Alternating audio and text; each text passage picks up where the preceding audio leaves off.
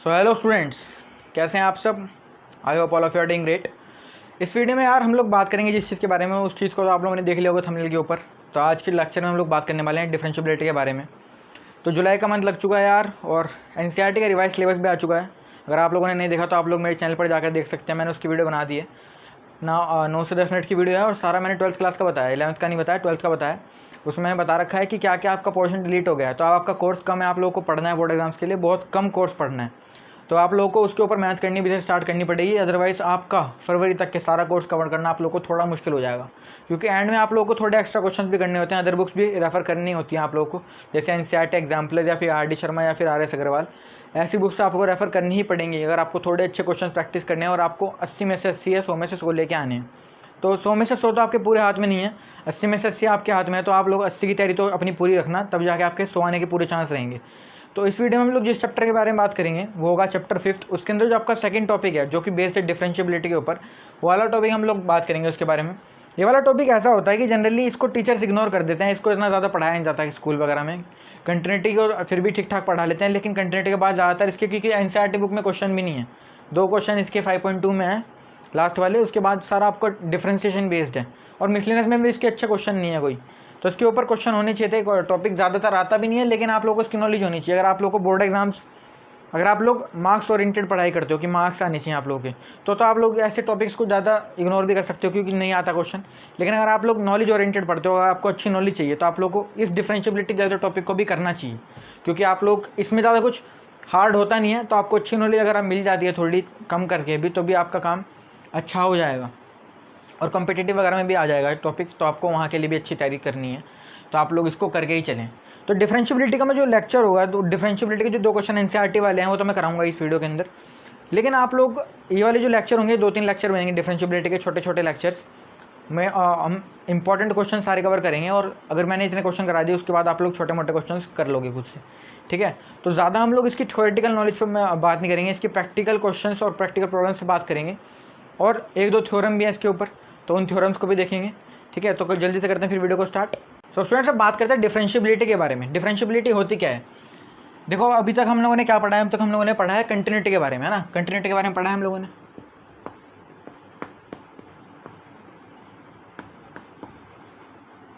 तो कंटिन्यूटी क्या होती है एक फंक्शन की? अगर आप लोग किसी फंक्शन को किसी पॉइंट पर, सपोज करो एट पॉइंट ए, फंक्शन को, फंक्शन यानी एफ को, अगर आप उसकी लेफ्ट हैंड लिमिट और राइट हैंड लिमिट और वैल्यू ऑफ फंक्शन यानी एफ ए, अगर आप लोग एक्स की यहाँ पर वैल्यू रखोगे तो आप लोग क्या मिलेगा आप लोग को? F A. तो अगर ये तीनों चीज़ें आप लोग इक्वल दिखा देते थे तो आप लोग को पता था कि वो फंक्शन कंटिन्यूस हो जाता है ना। तो आप लोगों ने ये पढ़ा है कंटिन्यूटी का एक्सरसाइज जो 5.1 पढ़ी है ना। तो अगर डिफरेंशिएबिलिटी के बारे में बात करूँ मैं, तो डिफरेंशिएबिलिटी क्या होती है? डिफरेंशिएबिलिटी के बारे में बात करूँ, अगर आपका इसमें भी इस तरह की कंडीशन होती है, बस इसमें थोड़ा सा ये स्लाइड चेंज होता है। तो क्या होता है डिफरेंशिएबिलिटी के बारे में देखेंगे हम। अगर आपका लेफ्ट हैंड डेरिवेटिव, इसमें डेरिवेटिव्स के बारे में बात करते हैं, ठीक है। डेरिवेटिव क्या होता है, डिफरेंशिएशन क्या होता है, वह भी आगे पढ़ेंगे हम लोग। थोड़ा सा मैं यहाँ पे बता देता हूँ। लेफ्ट हैंड डेरिवेटिव और राइट हैंड डेरिवेटिव, अगर आपका ये दोनों चीज़ें इक्वल आती हैं किसी भी पॉइंट पर, सपोज करो एट पॉइंट सी, ठीक है, एट सी पर अगर आप लोगों को ये चीज़ें दोनों इक्वल आ जाएं, तो आप लोग क्या बोलोगे? फंक्शन डिफरेंशिएबल है। तो देखते हैं लेफ्ट हैंड डेरिवेटिव और राइट हैंड डेरिवेटिव निकालने का फॉर्मूला होता है। इसमें कंटिन्यूटी की तरह नहीं करना होता, इसमें फॉर्मूला होता है। तो फॉर्मूला देखते हैं क्या होता है। Limit x tends to, suppose करो सी पॉइंट ले रहा हूँ मैं, f x minus f c over x minus c. Left hand derivative और राइट हैंड डेरिवेटिव में दोनों में यही चलेगा, ठीक है। अगर limit x tends to c f x minus f c upon x minus c, left hand derivative और राइट हैंड डेरिवेटिव दोनों आप लोग इक्वल दिखा देते हो, तो आप लोग क्या बोलोगे? उस फंक्शन का डिफरेंशिएबल है। और ये वाला आपका फॉर्मूला है, ठीक है। तो यही फॉर्मूला हर क्वेश्चन में लगेगा आपका, जितने भी क्वेश्चन में कराऊंगा सब में ये वाला फॉर्मूला लगाऊंगा, और डिफरेंशिएबिलिटी आपका इसी फॉर्मूले में निकल जाएगा पूरा। आपको पता भी नहीं लगेगा डिफरेंशिएबिलिटी इतना ईजी टॉपिक है, तो इसको इग्नोर करेगा कोई फायदा नहीं। इसका क्वेश्चन आने का चांस भी बहुत है इस बार के एग्जाम्स में, क्योंकि आपका कोर्स वैसे ही कम हो गया। तो आपका इस चैप्टर से तो खाली 5.8 हटाई गई है, Rolle's and mean value theorem. तो इसके आने के भी चांस हैं थोड़े बहुत। इसका क्वेश्चन इस साल भी आया था 1 मार्क का, आपको इस अगले साल भी दिख सकता है आपके बोर्ड एग्जाम्स में 1 या 2 मार्क में या 4 मार्क में, है ना। तो तैयारी करनी है हम लोग को इसकी। तो इसको अगर आप लोग, ये भी लेफ्ट हैंड डेरिवेटिव ऐसे निकलेगा, राइट हैंड डेरिवेटिव ऐसे निकलेगा।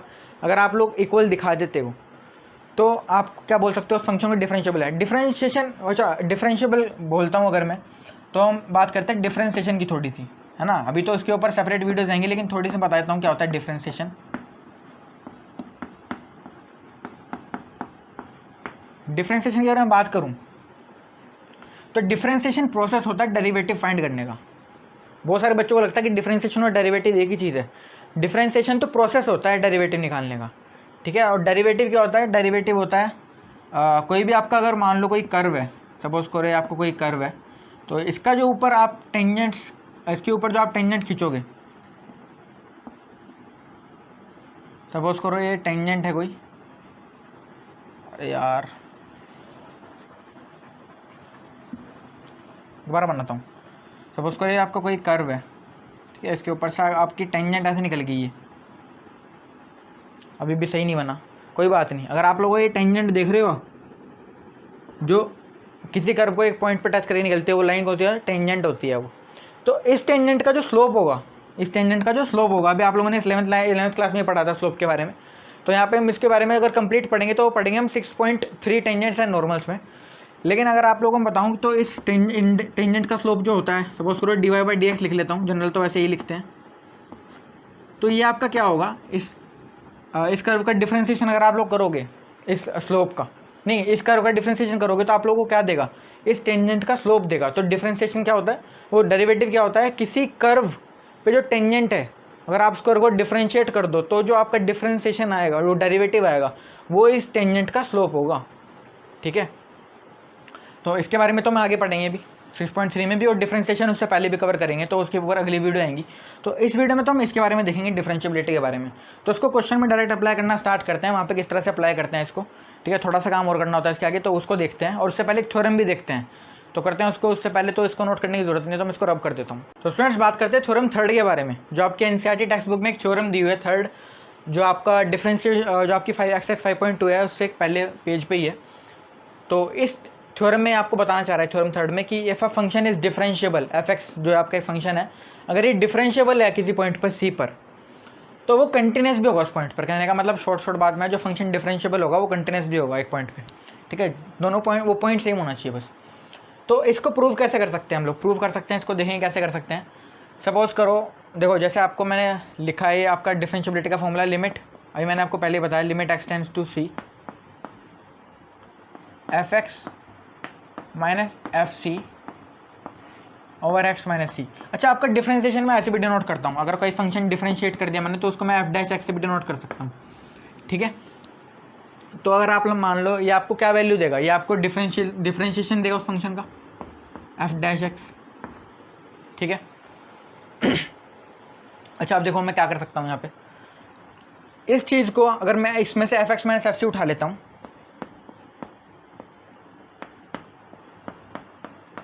तो मैं इसको ऐसे लिख लूँ, f x minus f c over multiply divide कर देता हूँ x minus c into, sorry into मत करना, डॉट कर देना, एक्स माइनस सी, ठीक है।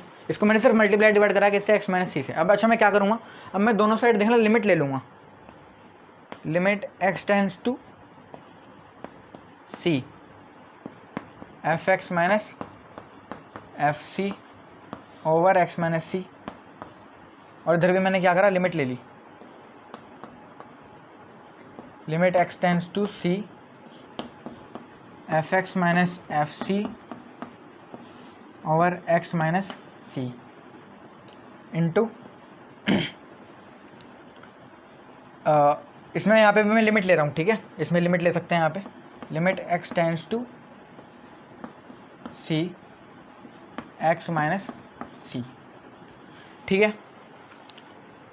अच्छा, यहाँ पे तो एक्स माइनस सी था खाली, यहाँ पे f x minus f c था, एक्स माइनस सी नहीं था नीचे, ठीक है। अच्छा, अब क्या करेंगे हम लोग, ये इसके इक्वल है, ठीक है, ये थोड़ा ऊपर नीचे हो गया उसकी वजह से। इसको अब देखना मैं क्या करूँगा यहाँ पे, इस वाले इस फंक्शन में तो डायरेक्ट मैं वैल्यू डालूंगा यहाँ पे, देखना अगर मैं यहाँ पे लिमिट लगा देता हूँ डायरेक्ट, पहले हम लोग यहाँ पे थोड़ा सा देखते हैं इसको, यहाँ ब्रैकेट लगा देना एक बड़ा सा, लिमिट एक्स टेंड्स टू सी है अगर आप लोग का, ये यहाँ पे तो इसकी लिमिट आप लोग स्प्लिट कर लो, ठीक है। इसके ऊपर भी लिमिट ले लो और इसके ऊपर भी लगा दो वाली limit, minus limit x tends to c f c, ठीक है। और यहाँ पे देखना मैं क्या करूँगा, यहाँ पे तो मैं लिमिट लगा दूंगा इसमें, तो देखो लिमिट लगाओ c माइनस सी कितना हो जाएगा 0, तो ये तो 0 आ गई वैल्यू आपकी, तो ये ख़त्म हो गया यहाँ पर ही। और 0 इंटू समथिंग, अगर मैं इसमें 0 मल्टीप्लाई करूँगा यहाँ पे, 0 की किसी से मल्टीप्लाई कर लो 0 ही आएगा हमेशा, तो ये आपको 0 मिलेगा यहाँ पे राइट हैंड साइड में, तो ये तो पूरी 0 ही होगी, ठीक है। अच्छा अब देखो मैं क्या करूँगा यहाँ पे, लिमिट इसमें आप लोग लिमिट लगा दो, limit x tends to c f c में अगर आप लोग लिमिट डालोगे तो आपके पास एफ सी आएगा, तो limit x tends to c f x, और आप लोगों ने इसमें क्या करा, लिमिट लगा दी, और तो आपके पास क्या आ जाएगा एफ सी आएगा, और ये माइनस का है तो इधर जाएगा प्लस का हो जाएगा, तो यहाँ पे एफ सी आ जाएगा प्लस का, ठीक है। तो अब आप लोग खुद देखो ये वाली जो स्टेटमेंट बन गई है यहाँ पे, ये आपकी जो चीज़ होती थी कंटिन्यूटी में फॉलो होती थी, जो मैं बोलता था ना वैल्यू फंक्शन, तो अगर मान लो वैल्यू फंक्शन ऐसे होती थी, कोई आपका फंक्शन है, कुछ भी फंक्शन है, अगर मान लो मैं उसमें f x equals to 2x minus 3 है, तो अगर मैं यहाँ पे अपना f2 डालूँ तो 2 इंटू 2 माइनस 3, तो ये उस पॉइंट पे वैल्यू फंक्शन होती थी जो आपकी 1 आएगी, इसमें तो इस केस में तो 1 आ रही है, तो आपकी वैल्यू फंक्शन होती थी। तो अगर मान लो यहाँ पे मैं x टेंड्स टू c डालूंगा एफ एक्स में, तो आपके पास क्या आ रहा है, एफ सी आ रहा है, तो वही वैल्यू फंक्शन आ जा रही है आपकी इक्वल। आप लोग लिमिट जो लगा रहे हो आपके पास, आप अगर इसमें लिमिट लगा रहे हो तो आपके पास वही वाली जो आपके पास वैल्यू आ रही है वो वैल्यू फंक्शन आ रही है, तो ये कंटेंट के केस में होता था। तो आप लोगों ने इस चीज़ को प्रूव करा है कि ये फंक्शन जो डिफरेंशिएबल था ये कंटिन्यूस भी होता है, आप लोगों को सिर्फ इतना काम करना है और आपका काम ख़त्म। वैसे थ्योरम का प्रूफ आएगा नहीं इसका, ठीक है, लेकिन आप लोग इसको मैं आपको उसकी फिर भी नॉलेज होनी चाहिए, ठीक है। तो इस तरह से करना था इस चीज़ को, लिमिट एक्स टेंड्स टू सी, अगर आप लोग इसमें सी लिमिट लगाओगे तो आपके पास डायरेक्ट क्या आ जाएगी, वैल्यू फंक्शन आ जाएगी, जो कि कंटिन्यूटी के केस में फॉलो होता था आपका, ठीक है। तो इस थ्योरम को इस तरह से करना था। सो करते हैं इसके आगे, before that please note this term. तो स्टूडेंट्स बात करते हैं आपके एनसीईआरटी के एक्सरसाइज 5.2 के क्वेश्चन नंबर 9 के बारे में, जो कि डिफरेंशिएबिलिटी के ऊपर बेस्ड है। इसके बाद एक और क्वेश्चन है, उसको भी देखेंगे, और उसके बाद जो इसके लेक्चर होंगे डिफरेंशिएबिलिटी के, आपके नेक्स्ट वीडियो में आएंगे जो और क्वेश्चन होंगे, ठीक है। ये वीडियो ज़्यादा लंबी नहीं मैं करना चाह रहा, आपकी 20 मिनट के आपकी ये 20 मिनट के आसपास की वीडियो होने वाली है, ठीक है। तो ज़्यादा टाइम नहीं लगाएंगे इस क्वेश्चन को सॉल्व करने में। आपके पास फंक्शन दिया हुआ है f x equals to x minus 1, आपको प्रूव करना है कि नॉट डिफरेंशिएबल है, डिफरेंशिएबल नहीं है किस पॉइंट पे, एट एक्स इक्वल्स टू 1 पे, ठीक है। तो इसको कैसे प्रूव करेंगे, देखो अब मैंने आपको बता रखा है कि कोई भी मॉडुलस वाला फंक्शन है तो आप इसकी ना डायरेक्ट कंटिन्यूटी चेक कर सकते और ना आप इसकी डायरेक्ट डिफरेंशिएबिलिटी चेक कर सकते हो, तो आपको पहले इसकी डेफिनेशन ब्रेक करनी पड़ेगी। तो मॉडुलस की डेफिनेशन कैसे ब्रेक करते हैं, मोड एक्स माइनस 1 को आप लोग कैसे लिख सकते हो, एक्स माइनस 1, ये हमेशा पॉजिटिव वैल्यू कब आएगी, ये हमेशा पॉजिटिव वैल्यू कब देगा, जब आप इसमें 1 से बड़ी या 1 के इक्वल वैल्यू रखोगे, चेक कर लो चाहे तो। देखो अगर मैं यहाँ पे 1 रखूँगा तो ये पॉजिटिव देगा क्योंकि 0 आएगी, और 1 से बड़ी रखूँगा 2, 3, 4 तो हमेशा पॉजिटिव वैल्यू देगा। अच्छा और ये नेगेटिव वैल्यू कब देगा, जब आप इसमें 1 से छोटी वैल्यू रखोगे,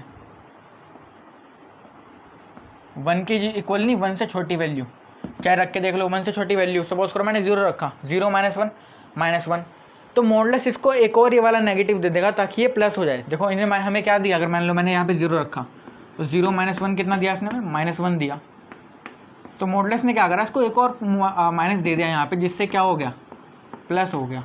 तो हमेशा मॉडुलस तो पॉजिटिव क्वांटिटी देता है, लेकिन कैसे देता है, मॉडुलस इसको एक और नेगेटिव दे देगा, जो कि ये लिखा हुआ है यहाँ पे, जिससे आपको हमेशा कैसी वैल्यू देगा, पॉजिटिव वैल्यू देगा।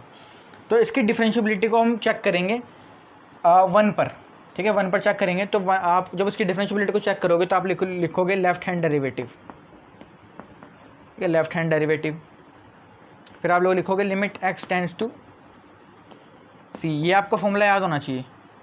और अच्छा सी तो आपका जनरल पॉइंट था, सी तो आपको मैंने बताया था कि जनरल पॉइंट है कोई भी, आपको यहाँ पे दे रखा है कौन सा पॉइंट, 1, तो आप लोग यहाँ पे 1 लिखोगे, ठीक है। और आप क्योंकि अब देखो यहाँ पे लेफ्ट हैंड डेरिवेटिव चेक कर रहे हो, लेफ्ट हैंड डेरिवेटिव, तो लेफ्ट हैंड डेरिवेटिव जब चेक करोगे ना तो 1 के ऊपर, जैसे कंटिन्यूटी में लेफ्ट हैंड लिमिट के ऊपर छोटा सा माइनस आता था ना, यहाँ पे भी छोटा सा माइनस ही आएगा लेफ्ट हैंड डेरिवेटिव पे, ठीक है। बाकी फॉर्मूला वही है, f x minus F1 over x minus 1, ठीक है। पहला स्टेप ये हो गया। सेकंड स्टेप होगा आपका, देखो लिमिट, इसमें डायरेक्ट आपका सेकंड स्टेप में क्या आएगा, लिमिट h टेंड्स टू 0, और जहाँ पर भी x है वहाँ पे क्या रखोगे, 1 माइनस h, 1 में से छोटी सी quantity minus, f1 minus h minus f1 over 1 minus h minus 1। ठीक है। अच्छा, अब आपको कुछ समझ नहीं आ रहा होगा अब करना क्या है। देखो, आपका जहाँ पर भी फंक्शन है ना, जो 1 से छोटे वाली वैल्यू वाला फंक्शन है, कौन सा है, माइनस एक्स माइनस 1, इसमें आपको जहाँ पर भी x है, जहाँ पर भी इस फंक्शन में x है, वहाँ पे आप लोग को 1 माइनस एच रखना पड़ेगा। तो देखो रखते हैं, लिमिट h टेंड्स टू 0, यहाँ पे x यहाँ पे लिखो 1 माइनस एच। इस फंक्शन में, फंक्शन कौन सा है आपका, 1 से कम वाली वैल्यू वाली देखना है, 1 से कम वाली वैल्यू वाला ये वाला है। तो अब इसको ऐसे भी लिख सकते हो, 1 माइनस एक्स भी लिख सकते हो इसको, है ना। तो इसको ऐसे लिख लो 1 माइनस एक्स, जहाँ पर भी x था वहाँ पे लिखो 1 माइनस एच। तो 1 माइनस और x में क्या रखना पड़ेगा, 1 माइनस एच। तो यहाँ पे क्या हो जाएगा, 1 माइनस एच। और अच्छा देखो, यहाँ पे अगर मैं इसको माइनस के अंदर मल्टीप्लाई करूँगा तो प्लस हो जाएगा ये। ठीक है। अच्छा, अब यहाँ पे देखो, इस फंक्शन में आपको सिर्फ 1 रखना है। यहाँ पे 1 लिखा हुआ है ना, फंक्शन के अंदर 1 लिखना पड़ेगा आपको, क्योंकि f लगे हुए हैं। तो इसका मतलब है फंक्शन में वैल्यू जाने वाली है। तो फंक्शन आपका कौन सा है, 1 से छोटी वैल्यू वाला, ये 1 माइनस एक्स। तो इसमें एक्स की जगह पे 1 रखो, तो 1 माइनस 1 कितना हो जाएगा, 0 हो जाएगा। तो ये तो 0 आ गया यहाँ पर। और नीचे कितना आएगा, 1 माइनस एच। देखो ये तो 1 से 1 कट गया, तो नीचे आया माइनस एच। ठीक है, ये 1 से 1 कट गया यहाँ पे।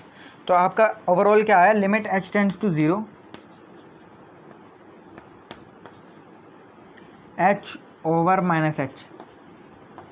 ठीक है, ये आया आप लोगों का। तो इसको देखो कैंसिल कर दो, यहाँ पे लिमिट लगाने की जरूरत ही नहीं है। तो आपका कितना आंसर, -1। तो लेफ्ट हैंड डेरिवेटिव तो -1 आ गया आपका। राइट हैंड डेरिवेटिव की बात करते हैं, वही करना है राइट हैंड डेरिवेटिव में भी, limit x tends to c। अब राइट हैंड पे चेक करें तो c प्लस कर दो, fx minus fc over x minus c। ठीक है, फॉर्मूला वही है, कोई चेंज नहीं है। इक्वल्स टू लगा देना भाई यहाँ पे, यहाँ पर भी। ठीक है। अच्छा, limit x tends to c, limit h tends to 0 लिखो, और जहाँ पर भी x था वहाँ पर c प्लस h कर दो।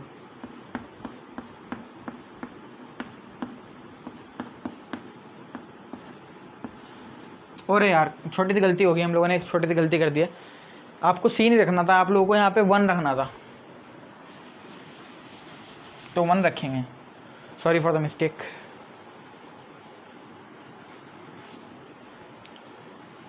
देखो, लिमिट x टेंड्स टू 1। अगर आप लोगों को थोड़ी नॉइस आ रही है बाहर, तो बारिश हो रही है, तो उसकी वजह से उसको इग्नोर करना है यार। Limit x tends to 1 plus fx minus f1 over x minus 1। ठीक है, ये आपका फॉर्मूला हो गया। आप लोगों ने डायरेक्ट फॉर्मूले में वैल्यू लगा दी। अब क्या होगा सेकंड स्टेप में, लिमिट h टेंड्स टू 0। जहाँ पर भी फंक्शन में आपका x है वहाँ पर क्या रखो, 1 में छोटी सी क्वांटिटी ऐड कर दो। तो छोटी सी क्वांटिटी हमेशा आपको पता ही है क्या होती है, मैंने कंटिन्यूटी में बता रखा है इसको, 1 plus h minus f1 1 plus h minus 1।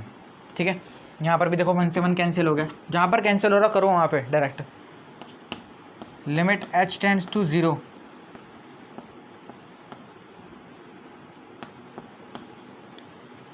अब फंक्शन में जहाँ आप देखो 1 से ज़्यादा वाला, इसको देख के लेता है कौन सा फंक्शन लेना है। यहाँ पे 1 से पॉजिटिव 1 प्लस है ना, तो 1 से ज़्यादा वाली वैल्यू वाला फंक्शन, तो ये हमेशा ये रहेगा x माइनस 1। तो अब यहाँ पर भी इस फंक्शन में x है, वहाँ पर क्या रखो, 1 प्लस h रख दो। तो यहाँ पे x है तो 1 प्लस h रख दो यहाँ पे, तो ये ऐसे बनेगा 1 प्लस h माइनस 1, ये रहा। और इस फंक्शन में ही जहाँ पर x है वहाँ पे 1 रखो, तो 1 माइनस 1 कितना हो जाएगा, 0 हो जाएगा। और नीचे क्या है आपका h है, तो देखो यहाँ पे 1 से 1 कैंसिल हो गए, तो limit h tends to 0 h over h आ गया।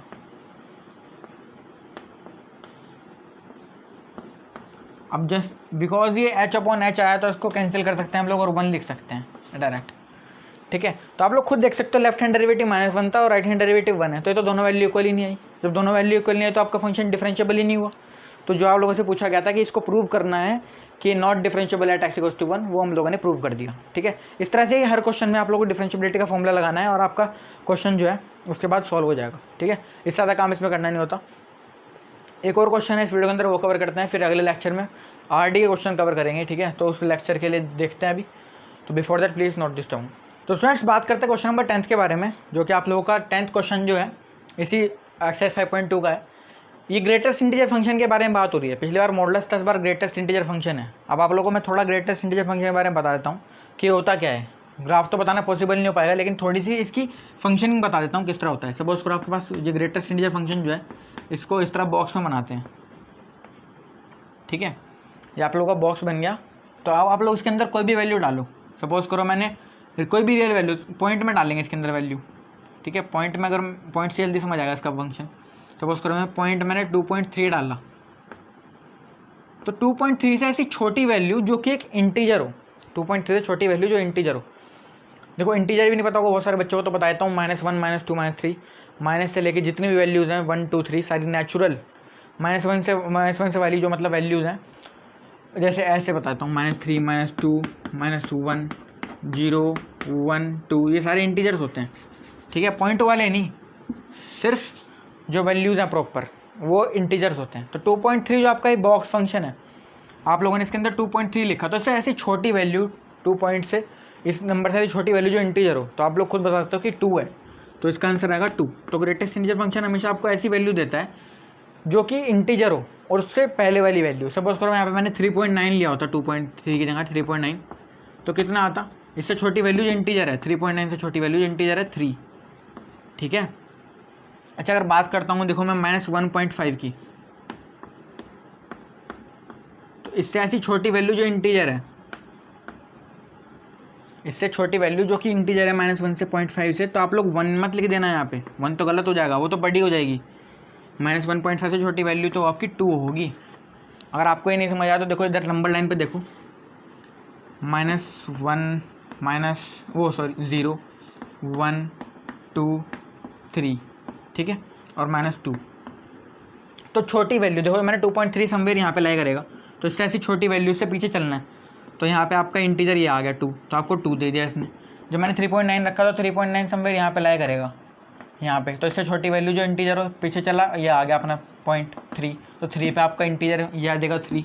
अच्छा यहाँ पे -1.5 समवेयर यहाँ पे लाई करेगा, तो जब मैं इससे पीछे चलूँगा तो आपका पॉइंट कौन सा आ रहा है? -2 आ रहा है। ठीक है, तो इस तरह से करते हैं। अच्छा यहाँ पे मैंने 2 लिख दिया, -2 आएगा। ठीक है, इस तरह से ग्रेटेस्ट इंटीजर फंक्शन जो है वर्क करता है। थोड़ा छोटा ही, इसको दिमाग में रखना है, इस क्वेश्चन के लिए काफ़ी है इसकी नॉलेज। ठीक है, इतनी। और नंबर लाइन से इसलिए समझा दिया ताकि आप लोग पॉइंट से वो नेगेटिव के केस में कंफ्यूज ना हो जाओ। तो आप लोग याद भी रख सकते हो, जब नेगेटिव नंबर होगा तो आपको इससे वैल्यू बढ़ानी है, 1.5 से बड़ी वैल्यू इंटीजर, और जब पॉजिटिव होगा तो एक छोटी करनी है। ठीक है, अदरवाइज नंबर लाइन से तो क्लियर हो जाएगा आप लोग बिल्कुल। तो बात करते हैं क्वेश्चन की थोड़ी सी, मैं पहले रब कर देता हूँ इसको, देखते हैं इस फंक्शन को कैसे करना है। देखो उसका लेफ्ट हैंड डेरिवेटिव निकालेंगे, एट x = 1 पे चेक करेंगे, फिर 2 पे देखेंगे। Left hand derivative at x = 1, limit x tends to 1 minus, क्योंकि लेफ्ट हैंड में चेक कर रहे हैं तो 1 माइनस करेंगे, fx - f1 ओवर x - 1। ठीक है, अब limit h tends to 0,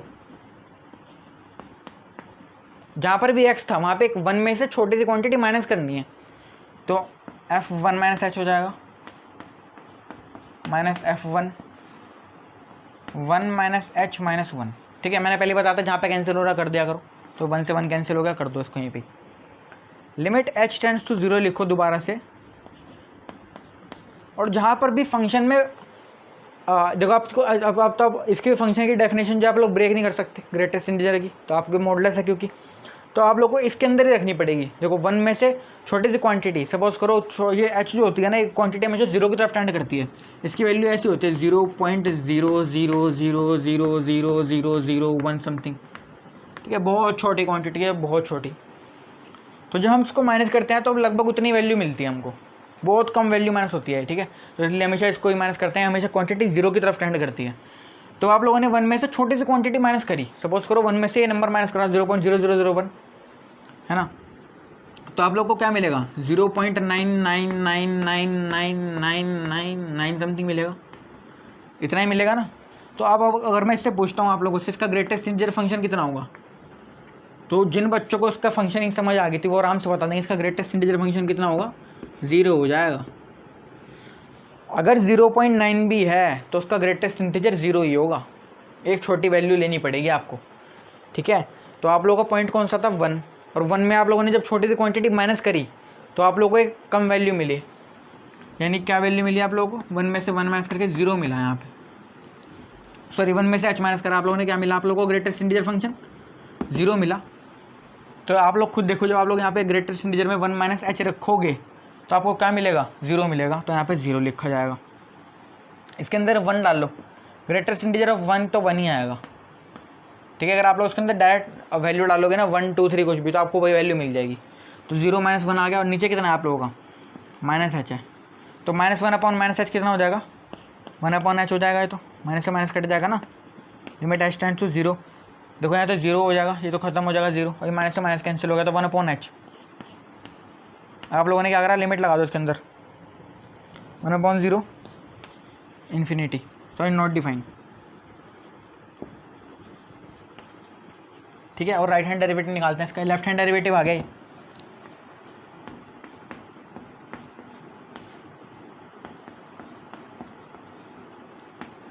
limit x tends to 1 plus fx और माइनस माइनस f1 यहाँ पे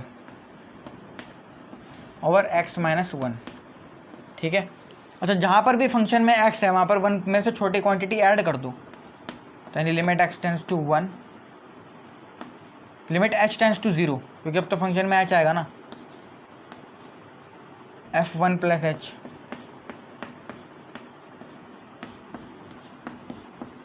minus f1 1 plus h minus 1, ठीक है। अब आप लोग क्या करना, देखो इस फंक्शन में आप लोग, आपके पास फंक्शन क्या है आपका ग्रेटेस्ट इंटीजर फंक्शन, आप लोग 1 में छोटी सी क्वांटिटी ऐड करो कुछ भी, सपोज करो आप लोगों ने 1 में छोटी सी क्वांटिटी 0.0001 ऐड करा, तो आप लोग के पास क्वांटिटी आई होगी 1.000001, और उसका ग्रेटेस्ट इंटीजर अगर मैं आपसे पूछूं 1.00000001 का ग्रेटेस्ट इंटीजर अगर पूछता हूं मैं आप लोगों से, तो आप लोग खुद बता दो कि इसका ग्रेटेस्ट इंटीजर कितना आएगा, 1 आएगा, सही है। तो यहाँ पे तो एक आपको वही वैल्यू दे रहा है, तो आप लोग यहाँ पे लिखोगे limit h tends to 0 1 plus h, यानी आप लोगों ने जब 1 में छोटी क्वांटिटी ऐड करी तो आपके पास वही नंबर आ गया, तो यानी यहाँ पे तो लिखो 1, और आप लोग इसमें 1 डालोगे तो कितना आएगा 1, और 1 यहाँ से कट जाएंगे 1 से 1 और h आ जाएगा नीचे, 1 माइनस 1 कितना हो जाएगा 0, और 0 पॉइंट समथिंग क्या हो जाएगा, 0 पॉइंट समथिंग तो 0 होता है, ठीक है। तो लेफ्ट हैंड डेरिवेटिव आपका not defined, right hand derivative 0, तो दोनों नॉट इक्वल आ गए, इन्फिनिटी और 0 कभी इक्वल नहीं होते, तो दोनों अनइक्वल हो गए, तो आपका left hand derivative right hand derivative के इक्वल नहीं आया, तो आपका क्या हो गया फंक्शन नॉट डिफरेंशिएबल हो गया कि इस पॉइंट पे x इक्वल्स टू 1 पे। इस तरह आप लोग 2 पे खुद से चेक करके देखना एक बार, ठीक है। अगर नहीं होगा तो कमेंट कर देना नीचे, अगली वीडियो में इसको भी कर लेंगे, ठीक है। इस तरह से करना था इस वाले क्वेश्चन को। तो इस वीडियो को ज़्यादा लंबा नहीं करेंगे, इस वीडियो में सिर्फ इन 2 क्वेश्चन को देखेंगे।